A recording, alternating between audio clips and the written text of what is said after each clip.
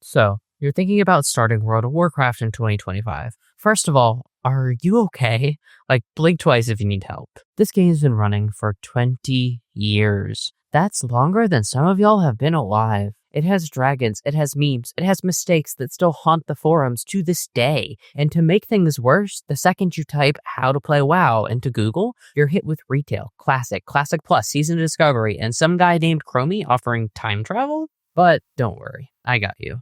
This is everything you need to know before diving into Azeroth, what version to play, how classes work, what the heck you actually do, and why people are obsessed with transmog. If this helps, throw me a like or a sub. I need to pay for more bag slots and mog sets, and Blizzard won't return my calls. Alright, let's rip the band-aid off. There isn't just one World of Warcraft. There's retail, there's classic, there's something called Season of Discovery, and it's a lot. And if you're sitting there confused, good news. That's the normal state of being for a WoW player. Retail is the modern, mainline version of the game. It's the one that gets the newest expansions, like The War Within, which kicks off a whole new storyline called the World Soul Saga. It's where you'll find all the current players, dragon riding, updated systems, and Blizzard's latest attempts at fixing the mess they made 20 years ago. Classic, on the other hand, is a snapshot of the past. There's Classic Vanilla, Classic Plus, Hardcore, and Season of Discovery, which is kind of like if WoW modded itself and turned it into a sandbox experiment.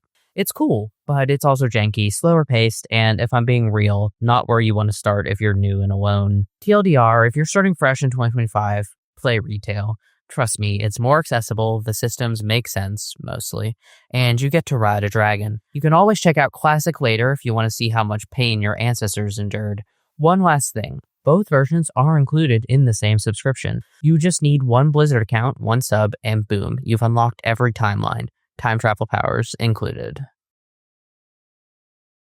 So, you've made it through the launcher. Congratulations. Now it's time to pick a class, which in WoW is less about what weapon do I swing and more about how do I want to exist spiritually in a dungeon. There are 13 classes, and most of them come with 2 to 4 specializations that totally change how they play. You've got damage dealers, DPS, tanks who eat damage for breakfast, and healers who are always one teammate away from uninstalling the game. Some classes are locked behind certain races, and some races can't be certain classes, which is just WoW being WoW.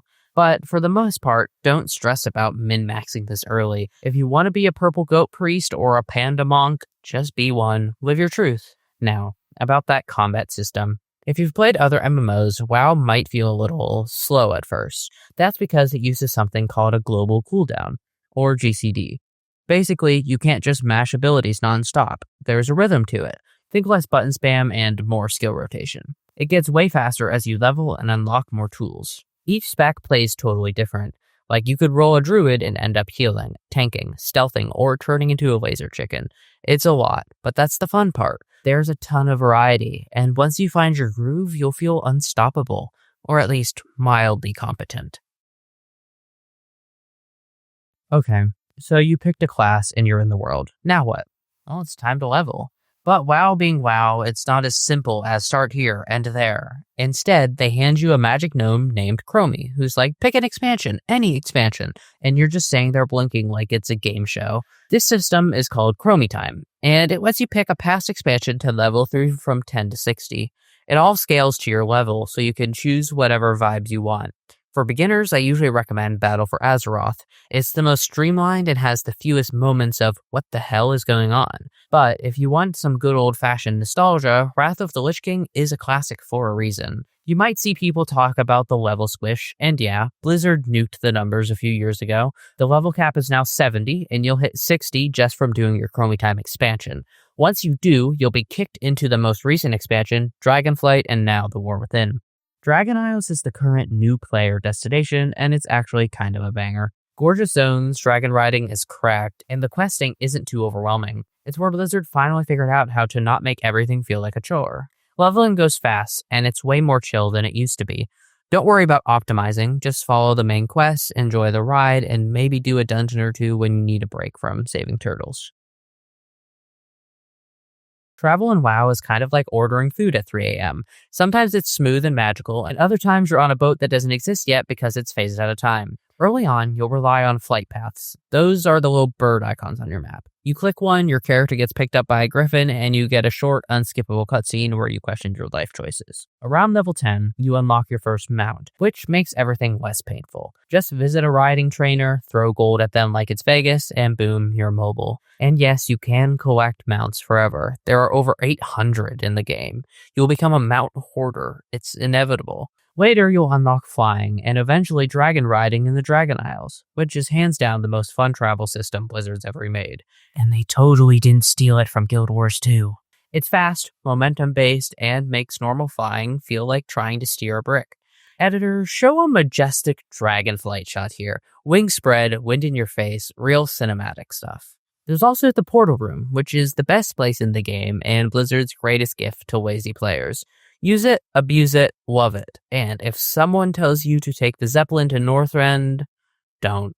Just don't. So, you hit level 70. Congrats! That was the tutorial. Now you're in the part of WoW that people actually play long term. The Endgame.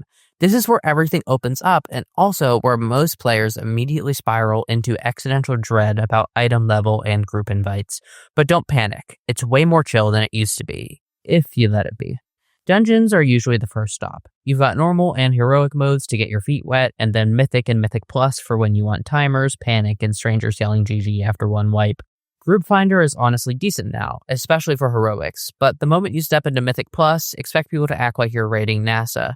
Pro tip, take it slow. Learn mechanics, ask questions, and never be ashamed of dying to a mechanic you've never seen. We all did. Some of us yesterday. Raids are the big leagues, large group content that comes in 4 flavors, LFR, aka Baby's First Raid Queue, Normal, Heroic, and Mythic. They scale from 10 to 30 players for most difficulties, except Mythic, which locks at 20 and is basically esports for spreadsheets. The fights are cinematic, stressful, and genuinely amazing when your group isn't collectively face-planting into the boss over and over again. PvP is its own brand of chaos. You've got battlegrounds, arena matches, and solo shuffle, each with different formats and different flavors of pain. Thankfully, Blizzard now scales PvP gear so the playing field isn't totally broken. You'll still lose a lot, especially at first, but honestly, that's part of the fun. Some of my favorite WoW moments are just me getting completely dunked on in a 1v1 and laughing through the tears. The best part is that WoW's endgame doesn't really force you into any one path. You can pick what you'd like. Maybe you love mythic dungeons and hate raiding. Maybe you ignore all of it and just collect mounts. That's valid. There are so many systems now that you can kind of build your own journey through it all. And if you ever get overwhelmed, that's a sign to take a break, not quit the game entirely. So yeah, Endgame is a beast, but it's a beast you can tame. Play it your way, take your time, and remember, if someone in chat is making you feel bad for not knowing a mechanic, they probably don't have a real cape. You're doing great.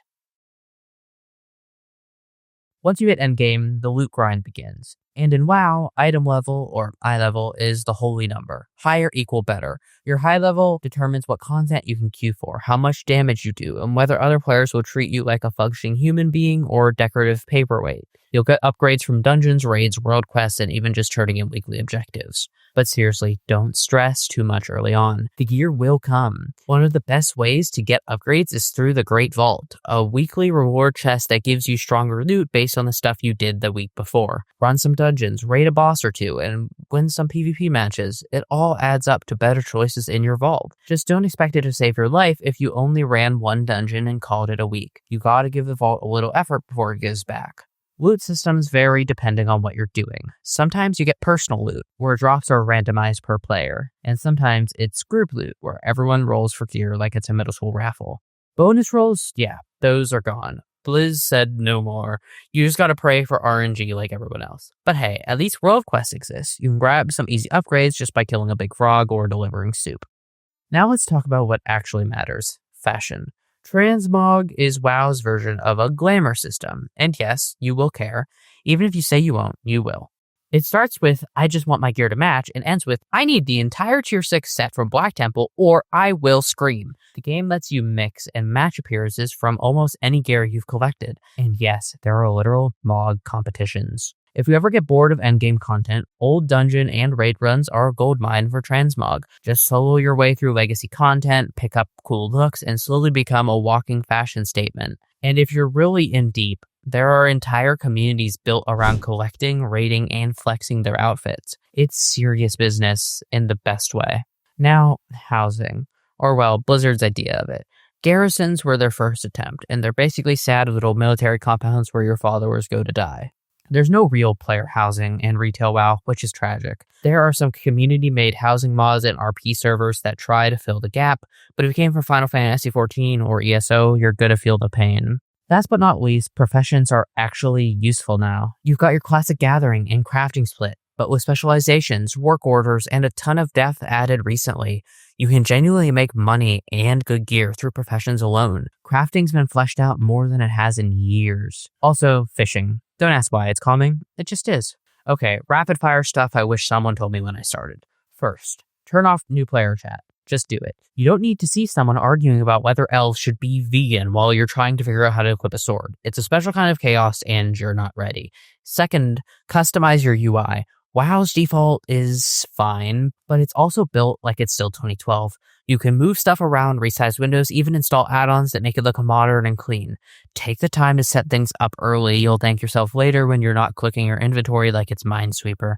The community is actually way more helpful than you think, as long as you avoid the forums. Trade chat is full of memes and mild bullying, but if you ask questions in dungeons or guilds, most people will help you out. There's a weird camaraderie in WoW that you won't find in a lot of other games. Everyone's been new. Everyone's fallen off a Zeppelin. You're not alone. Also, don't be afraid to switch things up. If your class isn't clicking, try a different spec or reroll entirely. You're not locked into anything. There's no shame in swapping it up mid-leveling or realizing, hey, healing isn't for me. That's part of the fun. The game is built for experimentation and chaos. And above all, you are not behind. WoW is a theme park. You don't need to rush to the end or do what everyone else is doing. Pick a ride, grab some popcorn, and play what makes you happy.